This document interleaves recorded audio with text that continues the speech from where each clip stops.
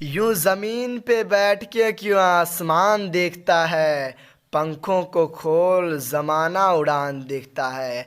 दोस्तों, स्वागत है एक बार फिर से आप सबों का आपके अपने प्यारे यूट्यूब चैनल ज्ञानी गुरुकुली में। दोस्तों, इस वीडियो में हम क्लास 12th वालों का सोशोलॉजी यानी समाज शास्त्र का एग्ज़ाम होने वाला है, उसका 40 महातांडव प्रश्न वायरल प्रश्न बताने वाला हूं। तो चलिए शुरू करते हैं बिना किसी देरी के। शुरू करने से पहले अगर आप हमारे चैनल पर नए होंगे, पहली बार आए होंगे, तो सब्सक्राइब कर लीजिएगा, क्योंकि हिस्ट्री का पूरा क्वेश्चन हमारे चैनल से मैच हुआ था और हमें पूरा यकीन है समाज शास्त्र का, जियोग्राफी का, पॉलिटिकल साइंस का इसी तरह क्वेश्चन मैच होते जाएगा। तो आप लोग बिल्कुल टेंशन ना लें, आप लोग अच्छे मार्क्स लाएंगे। तो चलिए शुरू करते हैं बिना किसी देरी। तो चलिए शुरू करते हैं। आपका पहला सवाल क्या है? हिंदू विवाह कानून कब बना?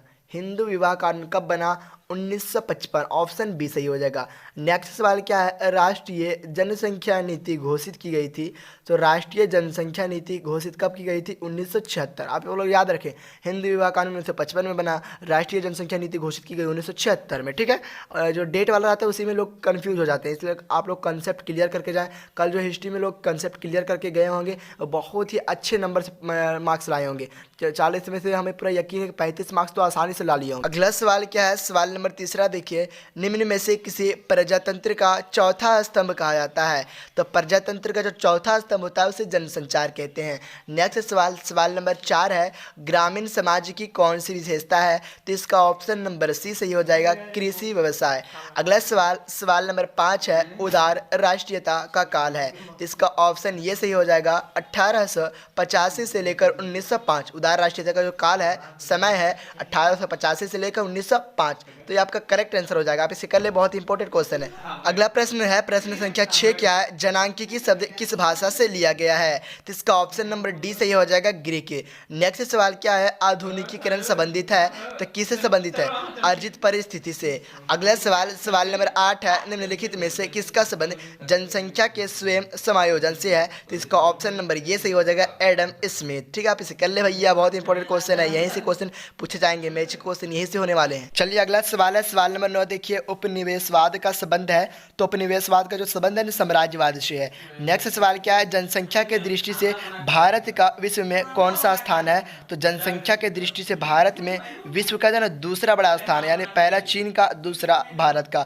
अगला सवाल, सवाल नंबर 11 क्या है? समाज का निर्माण निम्न में से किससे होता है? तो इसका ऑप्शन नंबर डी सही हो जाएगा, इनमें से सभी। ठीक है, अगला प्रश्न संख्या 12 क्या है, जो बहुत ही महत्वपूर्ण सवाल है? हरित क्रांति किस राज्य में ज़्यादा सफल रहा? तो इसका ऑप्शन सी सही हो जाएगा, पंजाब। अगला सवाल, सवाल नंबर 13 है, मेघा पाटेकर इनमें से किस आंदोलन से जुड़ी हुई है? तो मेघा पाटेकर पर्यावरण संबंधी आंदोलन से जुड़ी हुई है। नेक्स्ट सवाल, सवाल नंबर 14 क्या है? भारतीय समुदाय की कौन सी सर्वप्रथम विशेषताएं हैं? तो इसका ऑप्शन ये सही हो जाएगा, वन व्यवस्था। चलिए अगला प्रश्न देखते हैं। प्रश्न संख्या 15 है, औद्योगिकीकरण के परिणाम स्वरूप शहरों में किस तरह प्रदूषण उत्पन्न होता है? तो वायु प्रदूषण भी होता है, जल प्रदूषण होता है, ध्वनि प्रदूषण होता है, यानी इनमें से सभी। ठीक है, नेक्स्ट सवाल है, सवाल नंबर 16 है, सामाजिक परिवर्तन में महत्वपूर्ण भूमिका निभाते हैं? तो सामाजिक परिवर्तन में जो समाज को परिवर्तन जो करते हैं, उस पर टीवी भी महत्वपूर्ण भूमिका निभाती है, समाचार पत्र भी और रेडियो भी, यानी इनमें से सभी। अगला सवाल क्या, असहयोग आंदोलन किसने प्रारंभ किया था? यह आपने हिस्ट्री में भी पढ़ के गया था और सोशोलॉजी भी पढ़ना है। ठीक है, असहयोग आंदोलन किसने प्रारंभ किया था? महात्मा गांधी। और यह प्रश्न 2020-22 में भी पूछा गया था। ठीक है, चलिए अगला प्रश्न देखते हैं। प्रश्न संख्या 18 क्या है? जनांकीय शब्द का सर्वप्रथम प्रयोग किसने किया था? तो इसका ऑप्शन नंबर डी सही हो जाएगा, गुडलाड। सवाल नंबर 19 क्या है? निम्न में से किस आंदोलन का संबंध पर्यावरण समस्याओं से भी हुआ है? तो इसका ऑप्शन नंबर सी सही हो जाएगा, चिपको आंदोलन। ठीक है दोस्तों, इधर कुछ हल्ला हो रहा है क्योंकि हमारे घर के बगल में कुछ झगड़े हो रहे हैं, इसलिए कुछ आपको आवाजें आ रही है, पर आप लोग कंट्रोल कर लें, क्योंकि हम इसलिए आप लोगों के लिए जोर जोर से बोल रहा हूँ। चलिए अगला प्रश्न देखते हैं। प्रश्न संख्या 20 क्या है? धर्मनिरपेक्षता का अर्थ क्या है?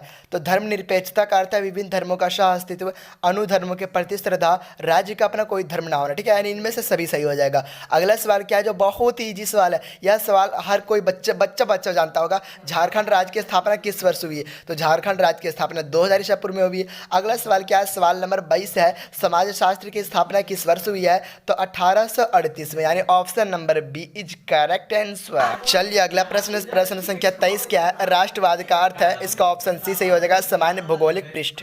अगला प्रश्न देखिए, प्रश्न संख्या 24 है, किसने कहा जाति एक बंद वर्ग है?